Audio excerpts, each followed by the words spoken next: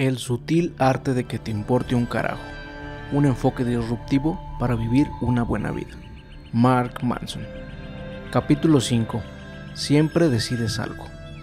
Imagina que alguien te pone una pistola en la cabeza y te dice que tienes que correr 42 kilómetros en menos de 5 horas, o si no, te matará a ti y a toda tu familia. Sería horrible. Ahora imagina que te compraste unos zapatos deportivos y ropa deportiva padrísimos, entrenaste con religiosidad durante meses y completaste tu primer maratón, con tu familia más cercana y tus amigos aplaudiéndote y lanzando vítores en la línea de meta. Eso podría ser en potencia uno de los momentos de más orgullo en tu vida.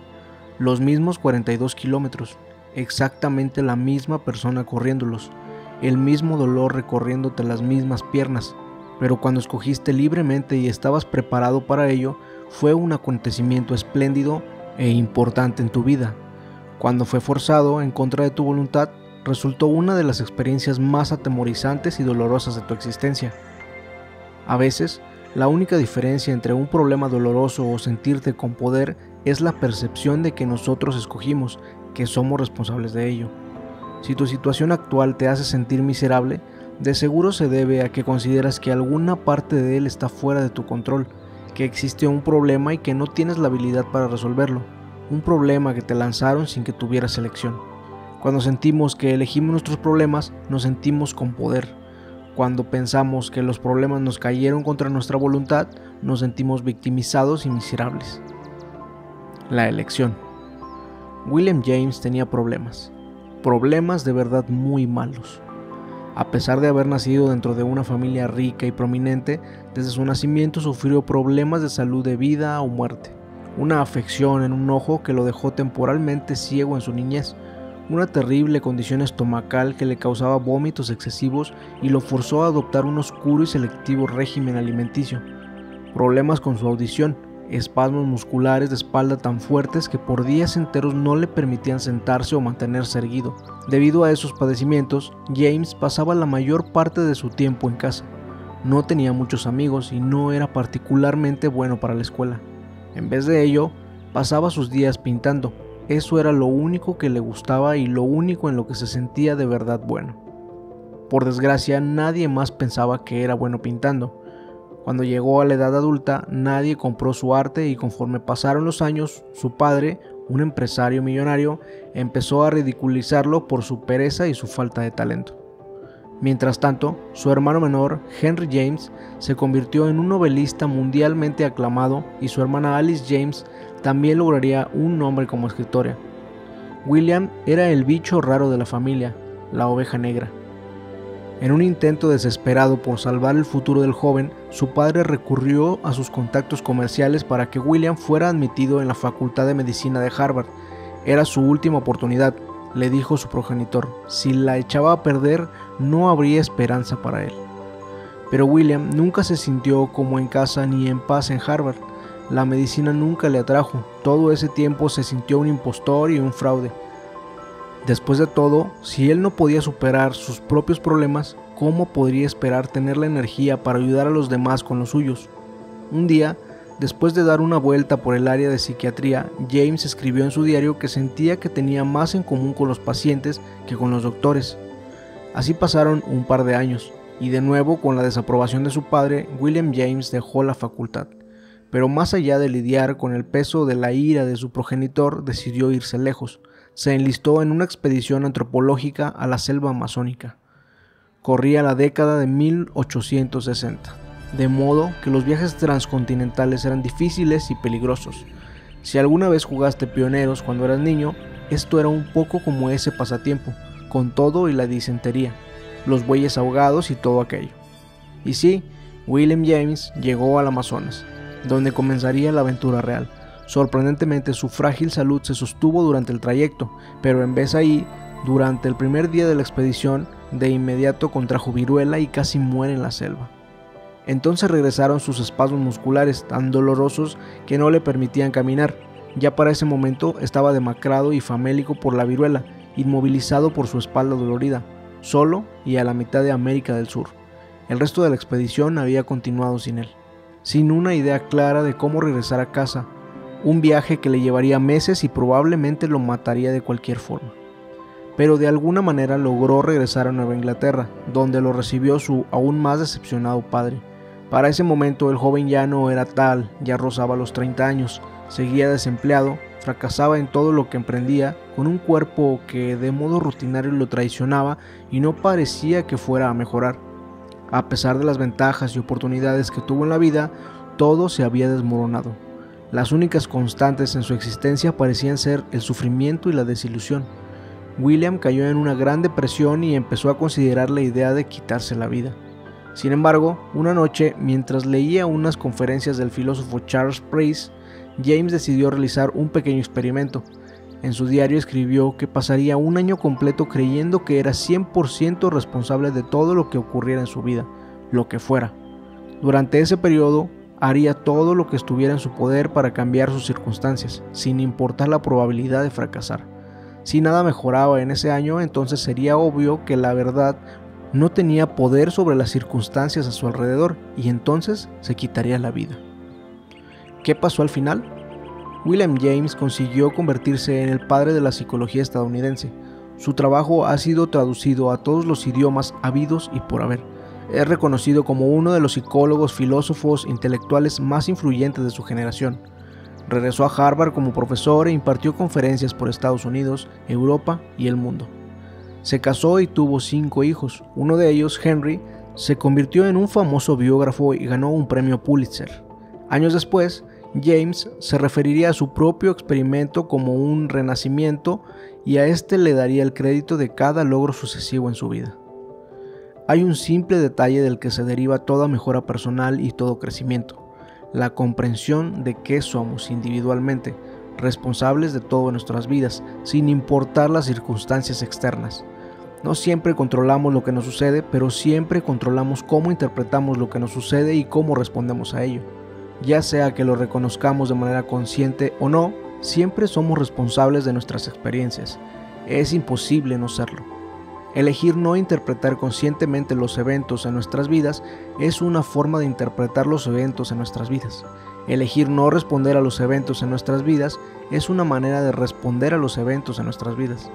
Incluso si te atropella un coche lleno de payasos y encima te orinan todos los niños de un camión de la escuela, sigue siendo tu responsabilidad interpretar el significado del evento y elegir una respuesta. Nos guste o no, siempre adoptamos un papel activo en lo que ocurre dentro de nosotros y a nosotros. Siempre estamos interpretando el significado de cada momento y de cada situación. Siempre elegimos los valores sobre los que nos desenvolvemos y los parámetros con los que evaluamos todo lo que nos sucede. A menudo, un mismo evento puede ser bueno o malo, dependiendo del parámetro que elijamos usar. El punto es, siempre estamos eligiendo, tanto si lo reconocemos como si no, siempre. Todo se resume a cómo en realidad no existe tal cosa como que te importe un carajo, es imposible. A todos nos tiene que importar algo. Que te importe un carajo todo es darle importancia a algo. Las verdaderas preguntas son, ¿a qué elegimos darle importancia? ¿Sobre qué valores estamos eligiendo basar nuestras acciones? ¿Qué parámetros elegimos para evaluar nuestra vida? ¿Son estas buenas elecciones buenos valores y buenos parámetros? La falacia de la responsabilidad o culpa. Hace años, cuando era más joven y más estúpido, escribí una entrada en mi blog y al final externé algo así. Y como alguna vez un gran filósofo dijo, un gran poder conlleva una gran responsabilidad. Sonaba bien y autoritario. No podía recordar quién lo había dicho y mi búsqueda en Google no regresó nada, pero dejé la cita ahí de cualquier forma, le quedaba bien a la publicación. 10 minutos después llegó el primer comentario. Creo que el gran filósofo al que te refieres es el tío Ben de la película El Hombre Araña. Como también otro gran filósofo dijo, ups, un gran poder conlleva una gran responsabilidad. Las últimas palabras del tío Ben antes de que un ladrón, al que Peter Parker vio escapar con anterioridad, lo asesinara por alguna razón absolutamente inexplicable en una banqueta repleta de gente. Ese gran filósofo. De todas formas, todos conocemos la frase. Se repite mucho, por lo general irónicamente y después de 7 cervezas. Pero es uno de esos lemas perfectos que de verdad suenan inteligentes y sin embargo te dicen lo que básicamente ya sabes, incluso si nunca lo habías considerado antes. Un gran poder conlleva una gran responsabilidad.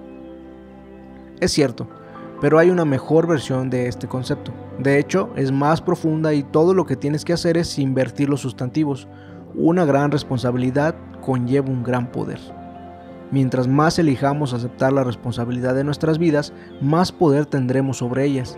Aceptar la responsabilidad de nuestros problemas es entonces el primer paso para resolverlos.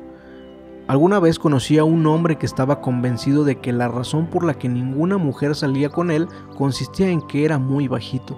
Era educado, interesante y bien parecido, un buen partido en principio, pero tenía la absoluta certeza de que las damas lo rechazaban por su baja estatura.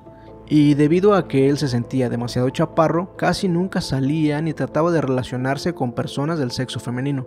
Las pocas veces que lo hizo, regresaba de inmediato a su casa si la mujer con quien platicaba le hacía entrever que para ella él no era suficientemente atractivo. Entonces se convencía de que no le había agradado, incluso aunque sí le hubiera gustado. Como te puedes imaginar, su vida amorosa apestaba. No se daba cuenta de que él mismo había elegido el valor que lo lastimaba, la estatura. Asumió que las mujeres solo se sienten atraídas por la altura. Estaba jodido, sin importar lo que hiciera. Esta elección de valor le quita poder, le dio a este hombre un problema de verdad patético, no ser lo suficientemente alto, según su perspectiva, en un mundo destinado a la gente alta. Había muchos más valores que pudo haber adoptado en su vida amorosa. El pensar que solo quiero salir con mujeres que me quieran por lo que soy, habría constituido un buen lugar para comenzar, un parámetro que apreciara los valores de la honestidad y la aceptación, pero él no optó por esos valores. Tal vez ni siquiera se mostraba consciente de que estaba escogiendo ese valor, o de que podía hacerlo. Aunque que no se percatara era responsable de sus propios problemas. A pesar de esa responsabilidad, seguía quejándose. Es que no tengo opción, le decía al barman. No hay nada que pueda hacer, las mujeres son superficiales y vanas y nunca les gustaré. Sí, es culpa de todas y cada una de las mujeres, el que no les agrade un tipo que se autocompadece de sí mismo, un tipo superficial con valores desechables, obviamente. Mucha gente duda al hacerse responsable de sus problemas porque cree que ser responsable de sus problemas significa también tener la culpa de los mismos. La responsabilidad y la culpa a menudo aparecen juntas en nuestra cultura, pero no son lo mismo. Si te pego con mi auto es mi culpa y quizás soy legalmente responsable de resarcir el daño de alguna forma. Incluso si pegarte con mi coche fue un accidente, sigo siendo responsable. Esta es la forma en la que la culpa actúa en nuestra sociedad. Si te equivocas, debes hacer algo para remediarlo, y así debería ser. Pero también hay problemas que no son nuestra culpa y aún así somos responsables de ellos. Por ejemplo, si te despertaras un día y hallaras a un bebé recién nacido afuera de tu casa, no sería tu culpa que alguien lo abandonara ahí, pero el niño ahora sería tu responsabilidad. Tendrías que elegir qué hacer, y lo que fuera que decidieras, quedártelo, deshacerte de él, ignorarlo, dárselo a comer a un pitbull, tendría problemas asociados a esa elección, y también sería responsable de ellos. Los jueces no tienen elección sobre los casos que reciben. Cuando un caso llega a la corte, el juzgador asignado a él no cometió el crimen, no fue testigo del crimen y no fue afectado por el crimen, pero él o ella también son responsables de ese crimen. El juez debe entonces elegir las consecuencias. Él o ella deben identificar el parámetro con el que será juzgado el crimen y asegurarse de que dicho parámetro se ejecute. Somos responsables de las experiencias que a veces no son nuestra culpa. Esto es parte de la vida. Aquí hay una manera de considerar la diferencia entre los dos conceptos. Culpa es tiempo pretérito. Responsabilidad es tiempo presente. La culpa resulta de las elecciones que se han hecho. La responsabilidad deriva de las elecciones que estamos haciendo en este momento, en cada segundo del día. Tú estás eligiendo leer esto. Eliges pensar en los conceptos. Estás eligiendo aceptar o desecharlos. Puede ser mi culpa que creas que mis ideas son sosas, pero tú eres responsable de llegar a tus propias conclusiones. No es tu culpa que yo elegí escribir esta oración, pero aún así eres responsable de elegir leerla o no leerla. Existe una diferencia entre culpar a alguien más por tu situación y que la persona en realidad sea responsable de tu situación. Nunca nadie es responsable de tu situación más que tú. Mucha gente puede tener la culpa de tu infelicidad, pero nadie jamás será responsable de tu infelicidad más que tú. Lo anterior obedece a que tú siempre puedes elegir cómo percibes las cosas, cómo reaccionas ante las cosas, cómo valoras las cosas. Siempre puedes elegir el parámetro con el que evaluarás tus experiencias. Mi primera novia me cortó de la manera más espectacular, me engañaba con su maestro. Fue maravilloso, y por maravilloso me refiero a que lo sentí como si recibiera 253 puñetazos en el estómago. Para hacerlo peor, cuando la enfrenté sobre el asunto rápidamente me dejó por él. 3 años juntos que se fueron al caño, así como así. Los siguientes meses me sentí miserable, era de esperarse, pero también la responsabilicé de mi desdicha, lo cual, créeme, no me llevó muy lejos, solamente empeoró mi sufrimiento. Verás, yo no podía controlarla, sin importar cuántas veces le llamara o le gritara, o le rogara que regresáramos, o la visitara de manera sorpresiva en su casa, o hiciera otras cosas irracionales y sórdidas como las que llevan a cabo los exnovios, jamás podía controlar sus emociones o sus acciones. Últimamente, aunque ella tenía la culpa de cómo me sentía yo, nunca fue responsable de cómo me sentía, lo era yo.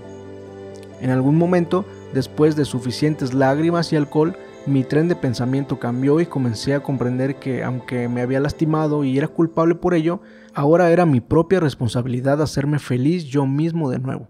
Ella nunca regresaría a arreglar mi mundo, tenía que arreglarlo yo mismo. Cuando me enfoqué en esa certeza, varias cosas sucedieron. De entrada empecé a mejorar, inicié una rutina de ejercicio y pasaba más tiempo con mis amigos, a los que había dejado de lado por salir con ella. Deliberadamente me dispuse a conocer gente nueva. Aproveché una oportunidad de estudiar fuera y trabajé como voluntario, y poco a poco, de manera lenta, comencé a sentirme mejor. Aún sentía rencor por mi ex, por haberme hecho lo que hizo, pero al menos ahora estaba tomando la responsabilidad de mis propias emociones, y al hacerlo, elegía mejores valores, valores dirigidos a cuidarme a mí mismo, a aprender a sentirme mejor acerca de mí mismo, en vez de enfocarlos a conseguir a que ella arreglara lo que había roto. Por cierto, todo esto de hacerla responsable de mis emociones es quizás parte de la razón por la cual me dejó. Les contaré más en un par de capítulos. Entonces, casi un año después, empezó a suceder algo gracioso. Conforme veía en retrospectiva nuestra relación, comencé a notar problemas que no había detectado antes, problemas en los que yo tenía la culpa y que yo pude haber hecho algo para resolverlos. Me di cuenta de que tal vez no era un gran novio y que la gente no traiciona a alguien de pronto y por acto de magia, a menos que haya sido infeliz por algún motivo. No pretendo justificar lo que hizo mi ex para nada, pero reconocer mis errores me permitió comprender que quizá yo no había sido la víctima inocente que creía ser, que yo había desempeñado un papel al permitir que esa relación tan mala continuara por tanto tiempo hasta que terminó. Después de todo, las personas que entablan una relación tienden a adoptar valores similares, y si yo estuve con alguien que mantuvo valores tan mediocres durante mucho tiempo, ¿qué decía eso de mí y de mis propios valores? Tuve que aprender a la mala que si la gente en tus relaciones es egoísta y sus acciones te lastiman, es probable que tú también lo hagas, solo que no te has dado cuenta. En retrospectiva, fui capaz de ver hacia atrás y encontrar señales de alerta en la personalidad de mi exnovia, señales que yo había escogido ignorar o desestimar cuando estaba con ella. Esa era mi culpa. Pude darme cuenta de que tampoco había sido el novio del año. De hecho, a menudo me comporté frío y arrogante con ella. Otras veces la di por segura, la ignoré y la lastimé. Estas cosas también eran mi culpa. ¿Mis errores justificaron su error? No. Pero aún así, asumí la responsabilidad de no volver a cometerlos nunca más y jamás dejar que pasara de nuevo esas mismas señales, para garantizar que no sufriera una vez más las mismas consecuencias. Asumí la responsabilidad de esforzarme para que mis futuras relaciones con las mujeres resultaran mucho mejores, y me alegra reiterar que lo he logrado. Ya no me traicionaron más novias, ni recibí 253 puñetazos en el estómago. Asumí la responsabilidad de mis problemas y con base a ellos mejoré. Asumí mi responsabilidad por mi papel en esa relación enfermiza y pude mejorar mis relaciones subsecuentes. ¿Y sabes qué? El que me dejara mi ex, a pesar de ser una de las experiencias más dolorosas que he tenido, fue una de las vivencias más trascendentes y decisivas de mi vida. Le reconozco haberme inspirado bastante crecimiento personal. Aprendí más de ese único problema que de una docena de mis éxitos combinados. A todos nos encanta asumir la responsabilidad del éxito y la felicidad. Caray, A veces incluso discutimos por quién se queda con la responsabilidad del éxito y la felicidad. Pero asumir la responsabilidad de nuestros problemas es mucho más importante. Ahí es donde inicia la verdadera mejora de la vida. Simplemente culpar a los demás es hacerte daño a ti mismo. Responder a la tragedia. Pero, ¿qué hay sobre los eventos realmente trágicos? Mucha gente puede estar de acuerdo con eso de asumir la responsabilidad de los problemas del trabajo o de ver demasiada televisión cuando en realidad debería estar jugando con sus hijos o siendo productiva. Pero cuando se trata de tragedias horribles, jalan el cordón de emergencia en el tren de la responsabilidad y se bajan tan pronto como se detiene el ferrocarril. Algunas cosas les son demasiado dolorosas como para enfrentarlas. Piénsalo así, la intensidad del evento no cambia la verdad subyacente. Si te asaltan, digamos, obviamente no tienes la culpa de que te roben. Nadie jamás escogería pasar por algo así. Pero así como con el bebé afuera de tu casa, eres lanzado de inmediato a la responsabilidad en una situación de vida o muerte. ¿Te defiendes? ¿Entras en pánico? ¿Lo reportas a la policía? ¿Tratas de olvidarlo y finges que nunca sucedió? Estas son todas las opciones y reacciones de las que eres responsable de asumir o desechar. Tú no escogiste el asalto, pero aún es tu responsabilidad manejar las consecuencias emocionales, psicológicas y legales de la experiencia. En 2008, los talibanes tomaron el control de Swat Valley, una parte remota en el noroeste de Pakistán, donde rápidamente implementaron su agenda extremista islámica. 0 televisión, 0 películas, 0 mujeres fuera de su casa sin un acompañante varón, 0 niñas en las escuelas. Para 2009, una niña pakistaní de 11 años llamada Malala Yousafzai empezó a manifestar su desacuerdo con la prohibición de la educación escolar para el sexo femenino. Ella continuó asistiendo a su escuela local, poniendo en peligro su vida y la de su papá. También atendía conferencias en ciudades cercanas. Malala escribió en línea: ¿cómo se atreven los talibanes a quitarme mi derecho a la educación?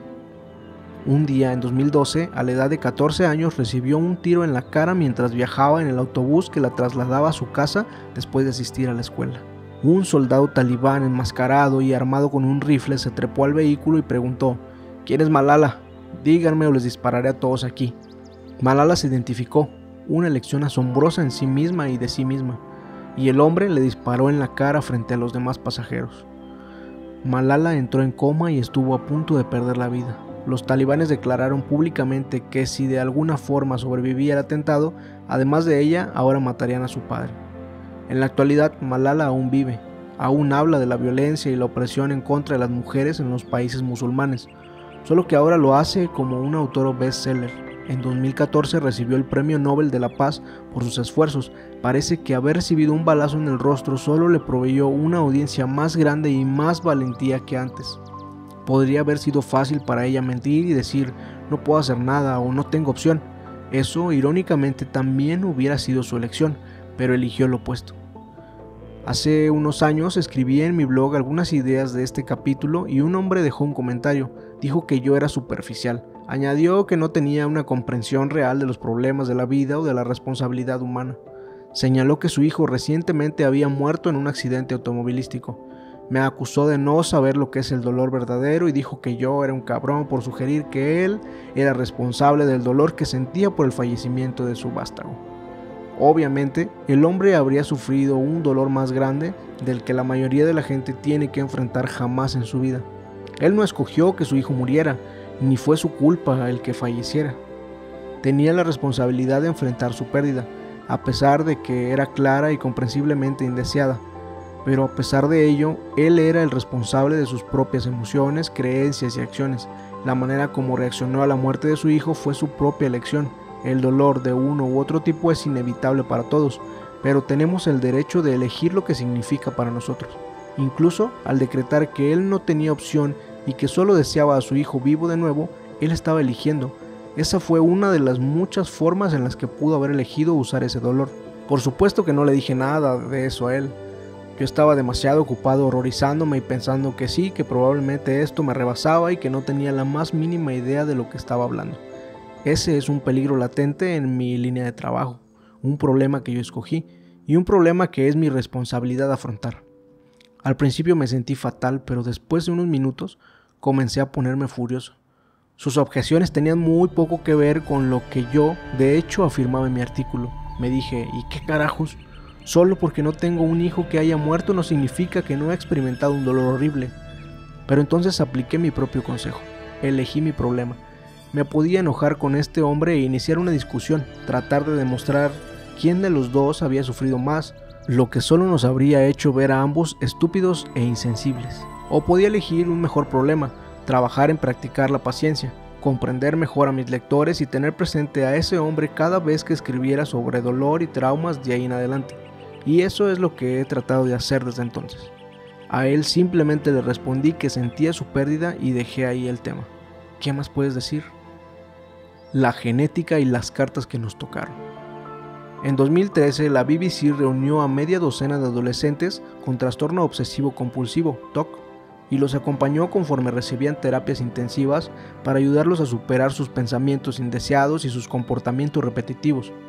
Una de ellas era Imogen, una chica de 17 años que tenía la necesidad compulsiva de tocar cada superficie por la que pasara. Si fallaba en el intento, la inundaban pensamientos terribles de su familia muriendo. También estaba Josh, quien necesitaba hacer todo con ambos lados de su cuerpo, saludar a alguien con la mano izquierda y con la mano derecha, comer con ambas manos, atravesar una puerta con los dos pies, etc. Si él no sintonizaba sus dos lados, sufría severos ataques de pánico. Y por último estaba Jack, un germofóbico que se rehusaba a salir de casa sin usar guantes. Hervía el agua que consumía antes de beberla y se negaba a probar comida que no hubiera sido preparada y desinfectada por él mismo. El TOC es un terrible desorden neurológico y genético que no se puede curar. En el mejor de los casos, se puede aprender a manejarlo. Y como veremos, controlar este trastorno se reduce a manipular los valores propios. Lo primero que los psiquiatras de este proyecto les dicen a los chicos es que deben aceptar las imperfecciones de sus deseos compulsivos. Lo que eso significa, como ejemplo, es que cuando Imogen la inundan los terribles pensamientos de su familia que muere, ella debe aceptar que sus seres queridos pueden morir y que no hay nada que ella pueda hacer. Puesto de manera sencilla, le están diciendo que lo que le sucede no es su culpa. Entre tanto, Josh es forzado a aceptar que a largo plazo sintonizar sus comportamientos para conciliarlos en realidad le está infligiendo más daño a su vida que lo que sus ocasionales ataques de pánico le causarían. Y a Jack le recuerdan que no importa lo que haga, los gérmenes siempre están presentes y siempre lo infectarán. El objetivo es conseguir que los jóvenes reconozcan que sus valores no son racionales, que de hecho sus valores ni siquiera son suyos, sino de su trastorno, y que al consentir estos valores irracionales están de hecho dañando su habilidad para funcionar en la vida. El siguiente paso es alentarlos a elegir un valor que sea más importante que el que posee su TOC y enfocarse en él. Para Josh es la posibilidad de no tener que esconder su trastorno a sus amigos y familiares todo el tiempo, la posibilidad de desarrollar una vida social normal y funcional. Para Imogen es la idea de tomar el control sobre sus propios pensamientos y sentimientos y ser feliz de nuevo. Y para Jack es la habilidad de salir de su casa por periodos prolongados sin sufrir episodios traumáticos. Con estos nuevos valores al frente y al centro de sus mentes, los adolescentes se abocaron a realizar ejercicios de desensibilización intensiva que los forzaran a vivir sus nuevos valores. Los ataques de pánico se presentaron, las lágrimas rodaron por las mejillas y Jack golpeó a varios objetos inanimados, y después se lavó las manos de inmediato.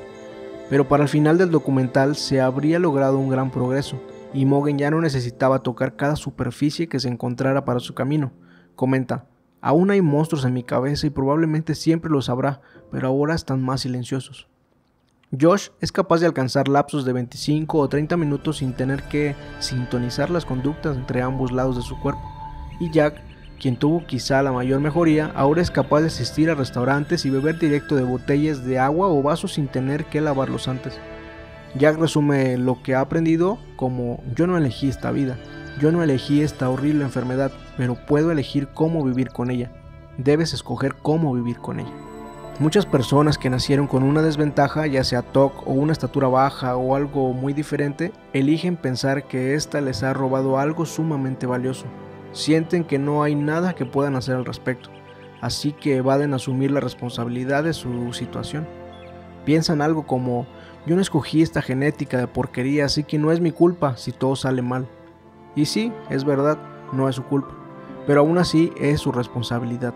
Cuando cursaba la universidad tuve la loca fantasía de convertirme en jugador profesional de póker. ganaba dinero y todo, y fue divertido, pero después de un año de juego serio me retiré. El estilo de vida de desvelarme toda la noche mirando fijamente el monitor de la computadora, ganando cientos de dólares un día y perdiendo la mayor parte al día siguiente, no era para mí y no era exactamente el medio de subsistencia más sano o más estable en términos emocionales. Pero mi tiempo de jugar al póker tuvo una sorprendente y profunda influencia en la forma en la que veo la vida. La belleza del poder es que, si bien la suerte siempre tiene un papel importante, esa misma suerte no dicta el resultado de un juego en el largo plazo. A una persona le pueden repartir cartas terribles y aún así ganarle a quien le tocó una gran mano. Claro, quien posee las mejores cartas tiene mayor probabilidad de ganar la partida, pero al final el vencedor está determinado por, sí, acertaste, las elecciones que cada jugador hace durante el juego. Yo concibo la vida en esos mismos términos. A todos nos reparten cartas, a algunos nos tocan mejores cartas que a otros, y si bien es fácil obsesionarnos con las cartas que tenemos y sentir que nos tocó una pésima partida, el juego real consiste en las elecciones que hacemos con esas cartas, los riesgos que decidimos tomar y las consecuencias con las que elegimos vivir. La gente que de manera consciente toma las mejores decisiones en las situaciones en las que se le presentan son aquellos que por lo general salen avante por el póker, igual que en la vida. Y no es necesariamente la gente con las mejores cartas. Hay quienes sufren psicológica y emocionalmente por deficiencias neurológicas o genéticas, pero eso no cambia nada. Cierto, heredaron una mala partida y no es su culpa. No se le puede culpar de ser chaparro al tipo bajito por querer una cita. A la persona que le roban no se le puede culpar por haber sido asaltada, pero aún es su responsabilidad. Ya sea que escojan buscar un tratamiento psiquiátrico, ir a terapia o no hacer nada, la elección es suya. Hay quienes sufren por una mala infancia. Hay quienes son abusados y violados y lastimados física, emocional y financieramente. A ellos no se les puede culpar por sus problemas y sus obstáculos, pero aún son responsables. Siempre son responsables de seguir adelante a pesar de sus problemas y de elegir las mejores opciones que puedan, dadas sus circunstancias. Y seamos honestos, si sumaras todas las personas que padecen algún desorden psiquiátrico, que luchan contra la depresión o contra pensamientos suicidas, que han sido sujetos de negligencia o abuso, que han pasado por la tragedia o la muerte de un ser querido o que han sobrevivido a serios problemas de salud, accidentes o traumas, si sumas a todas esas personas y las pusieras en una habitación, bueno, quizás tendrías que llamarnos a todos nosotros porque nadie pasa por la vida sin coleccionar algunas cicatrices en el camino. Es cierto, algunas personas enfrentan mucho peores problemas que otros y algunos son legítimamente victimizados de maneras terribles, pero tanto como esto nos trastorne o nos moleste, no cambia en nada la ecuación de la responsabilidad de nuestra situación individual. Victimismo chic. La falacia de la responsabilidad o culpa le permite a la gente endosarle a los demás la responsabilidad de resolver sus problemas. Esta habilidad de deshacerse de la responsabilidad a través de la culpa le otorga a las personas un bienestar efímero y la sensación de creerse con derecho a todo. Desafortunadamente, un efecto colateral del internet y de las redes sociales es que se ha vuelto más fácil que nunca lanzarle la responsabilidad, incluso por la más mínima de las infracciones, a algún otro grupo o persona. De hecho, este juego de culpa o vergüenza se ha vuelto tan popular que en ciertas esferas se ve como algo cool.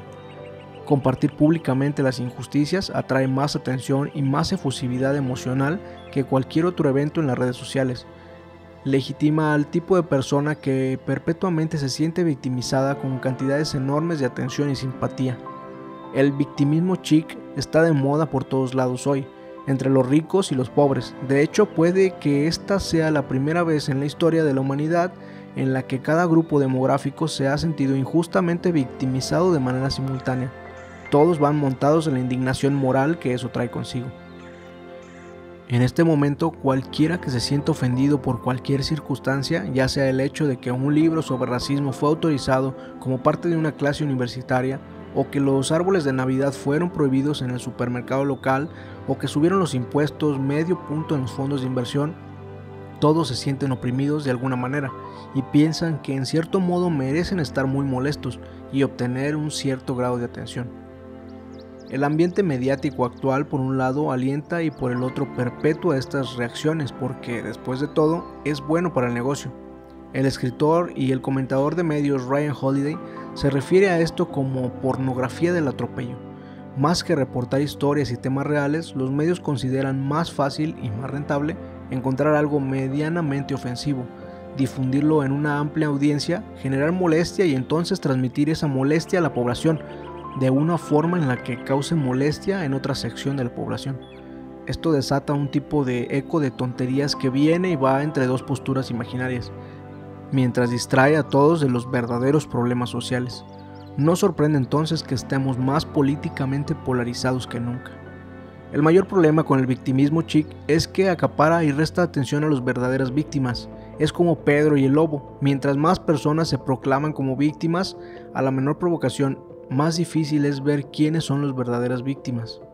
La gente se vuelve adicta a sentirse ofendida todo el tiempo porque les provee un momento efímero de bienestar, creerse con derecho a todo y con una superior moral se siente bien, como lo expuso el caricaturista político Tim Crader en su columna de opinión del New York Times. El sentirse atropellado es como esas otras cosas que te hacen sentir bien, pero con el tiempo te devoran de adentro hacia afuera, y es incluso más insidioso que muchos vicios, porque ni siquiera somos conscientes de que es un placer. Parte de vivir en una democracia y en una sociedad libre es que todos tenemos que lidiar con puntos de vista y con gente que no necesariamente nos gusta. Ese es simplemente el precio que pagamos. Incluso podrías decir que es la razón de existir del sistema, y parece que más y más gente está olvidando eso. Debemos escoger nuestras batallas con cautela, mientras intentamos simultáneamente coincidir un poco con nuestros supuestos enemigos. Deberíamos acercarnos a las noticias y a los medios con una sana dosis de escepticismo, evitar generalizar y etiquetar a aquellos con los que no estamos de acuerdo. Debemos priorizar los valores de ser honesto, de fomentar la transparencia y de abrazar la duda sobre los valores de siempre estar en lo correcto, sentirnos bien y obtener venganza.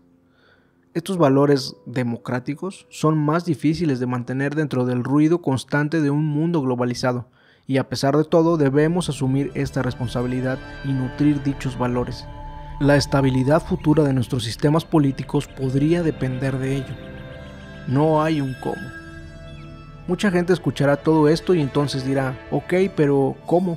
Entiendo que mis valores están equivocados y que evado la responsabilidad de mis problemas, que me siento con derecho a todo y que creo que el mundo debería girar en torno a mí y a cada inconveniente que experimento. Pero, ¿cómo cambio? Y a lo anterior responderé con mi mejor personificación de Yoda: hazlo o no lo hagas, no hay un cómo. Tú ya estás eligiendo cada momento de cada día a qué le das importancia, así que el cambio es tan sencillo como elegir darle importancia a algo diferente. En realidad es así de simple, solo que no es fácil. No es fácil porque te sentirás como un perdedor, como un fraude y como un tonto al principio. Te molestarás con tu mujer, con tus amigos o con tu padre en el proceso. Todos estos efectos secundarios de cambiar tus valores, de cambiar a qué le estás dando importancia, pero son inevitables. Es simple, pero es muy difícil. Veamos algunos efectos secundarios. Te vas a sentir inseguro, te lo puedo garantizar. ¿Debería darme por vencido? ¿Es esta la mejor decisión? Desechar un valor en el que has confiado por años te desorientará, como si ya no supieras más lo que está bien y lo que está mal. Es difícil, pero es normal. Siguiente, te sentirás fracasado. Has dedicado la mitad de tu vida a medirte y evaluarte en relación con ese valor, así que cuando cambies tus prioridades y tus parámetros y dejes de comportarte de la manera en la que lo hacías antes, fracasarás en alcanzar ese antiguo y confiable parámetro, lo que te llevará a sentirte inmediatamente como un fraude o un donadie. Esto también es normal e incómodo. Y ciertamente encontrarás rechazo. Muchas relaciones en tu vida se construyeron alrededor de los valores que has mantenido, así que en el momento en el que los cambies, cuando decidas que estudiar es más importante que irte de fiesta o que casarte, y formar una familia es más importante que el sexo desenfrenado, o que hacer lo que te gusta es más importante que el dinero, el cambio de tendencia se reflejará en todas tus relaciones y muchas explotarán en tu cara. Eso también es normal e incómodo. Aunque dolorosos, estos efectos secundarios son necesarios, pues te permiten elegir lo que realmente vale la pena, elegir cosas mucho más importantes y más valiosas donde poner tu energía. Conforme reorganices tus valores, te encontrarás con rechazo tanto interno como externo. Más que nada te sentirás inseguro. Te preguntarás si lo que haces está mal. pero como veremos más adelante, eso es una buena señal.